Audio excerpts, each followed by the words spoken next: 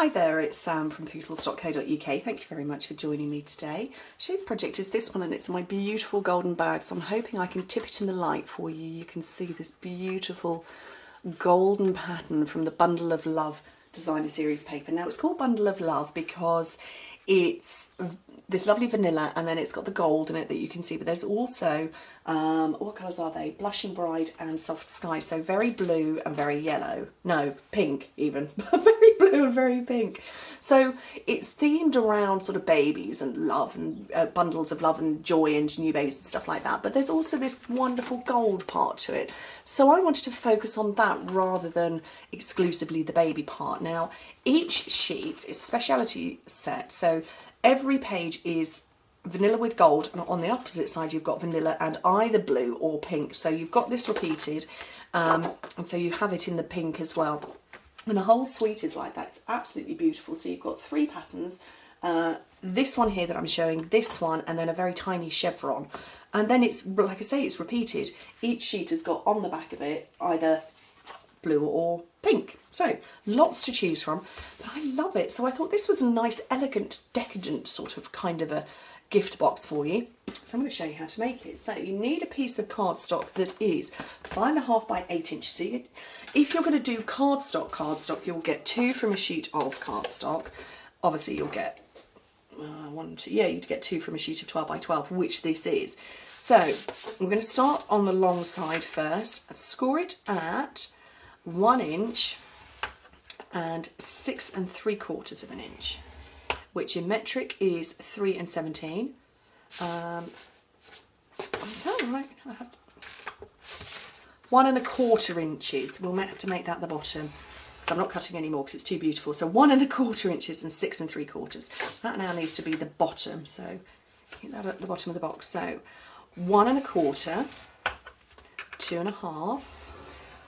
3 3/4 and 5 inches, which in metric is 3, 6, 9 and 12. So the top and the bottom are exactly the same size when you get the correct score lines in.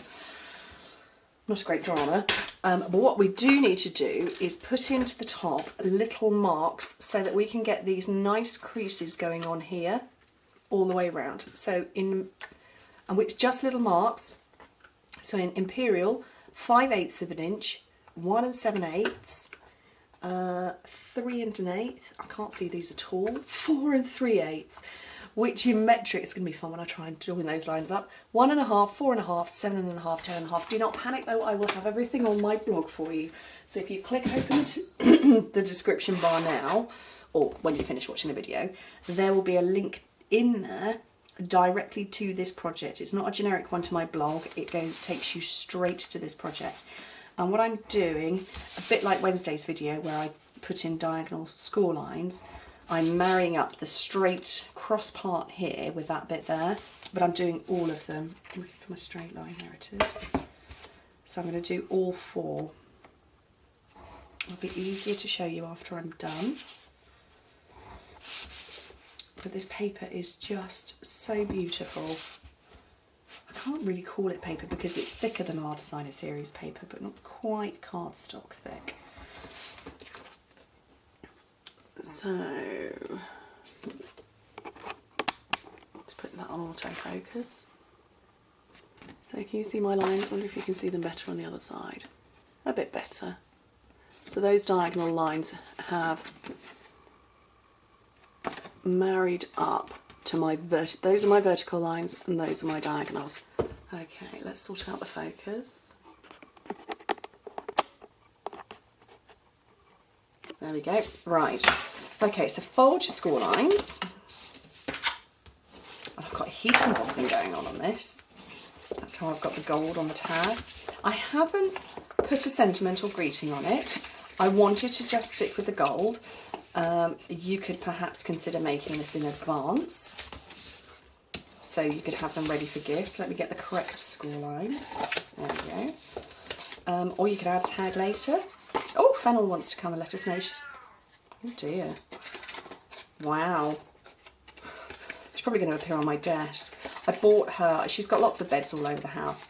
In the old house, my desk where I did all my crafting, there was a radiator underneath it. So she would Oh, she's going to tell me off now. So she would invariably end up, she'd want to be near me, and then she'd end up underneath the desk, so I put a bed under there.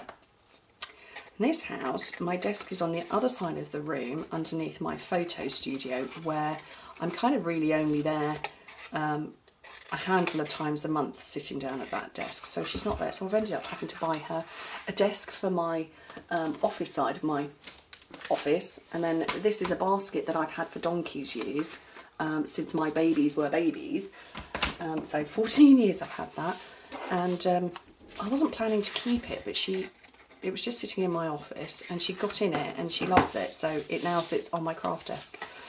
Softest tripe, aren't I? So I chatted away. That's my top with my wibbly lines. This is the bottom, so I've taken away the skinny and I've separated those four.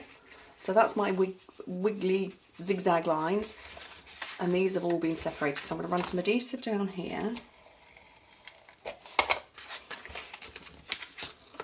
and over there.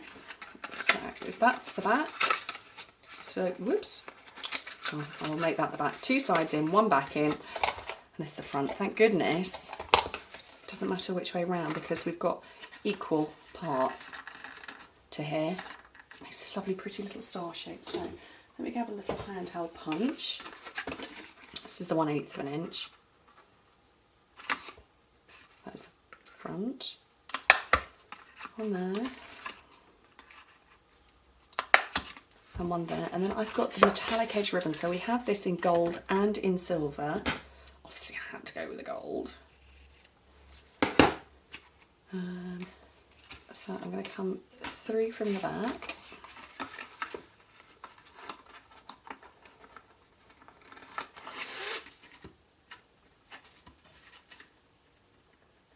That one as well.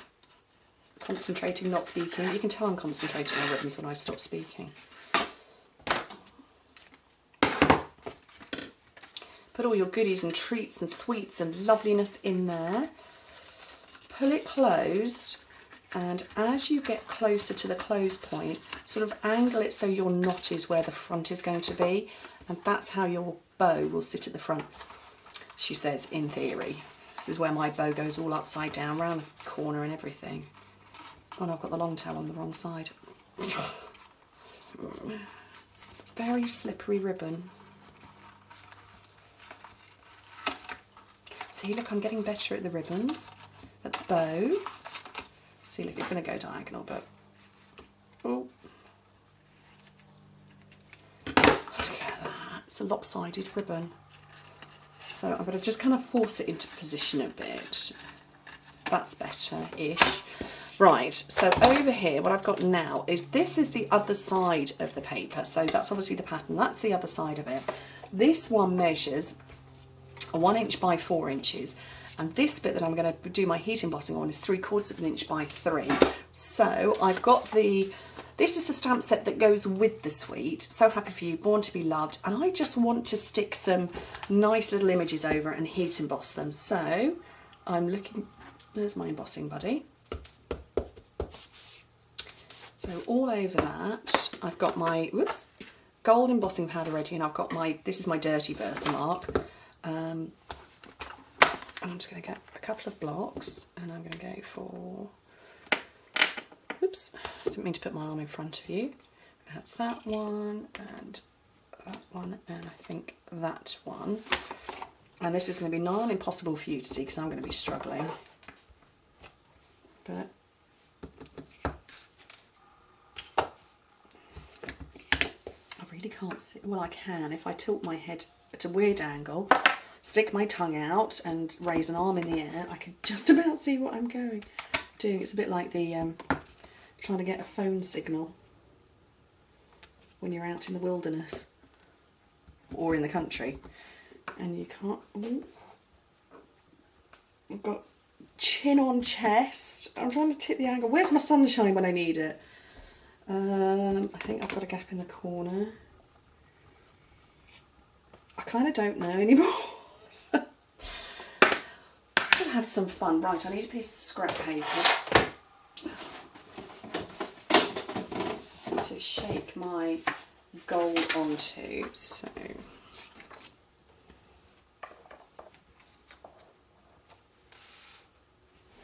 I don't know if you can see that, probably not, so you'll see it in a second. Gold heat embossing is like alchemy. So, oh, that was pretty good. Not too many gaps, but I did get a bit of wibblage. So what I've got handy is, or I did have handy. What did I do with that? Oh, here we go. I'll put it back. I've got a tiny little paintbrush, and you just brush away any parts that shouldn't have embossing powder. There we go.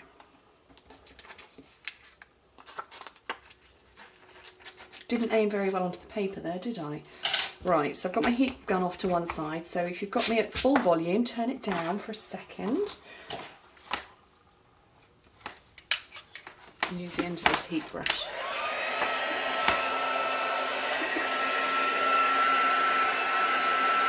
And just move your heat gun around.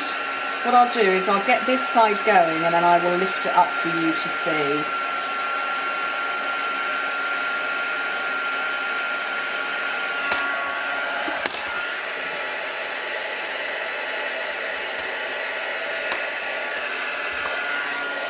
So you should be able to see the gold changing.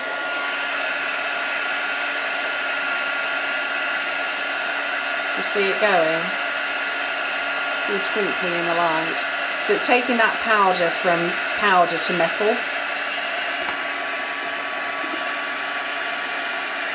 This is like magic, alchemy. But also too hot to hold.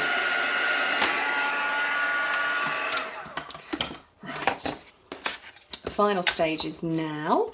So what I've got is my triple banner punch. Now, and because this bit was 1 inch, it will fit into the lower part and you'll see it feed through.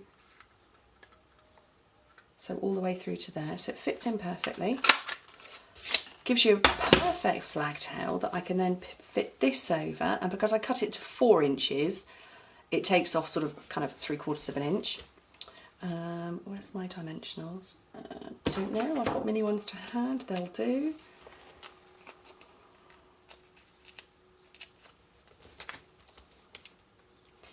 Not so easy to get the backing off these. My nails have got gel polish coating on them and that makes them thicker. And I struggle with them sometimes.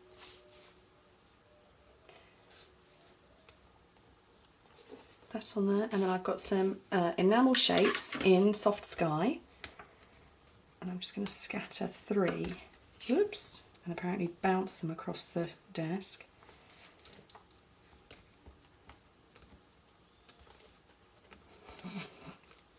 That one doesn't want to be picked up.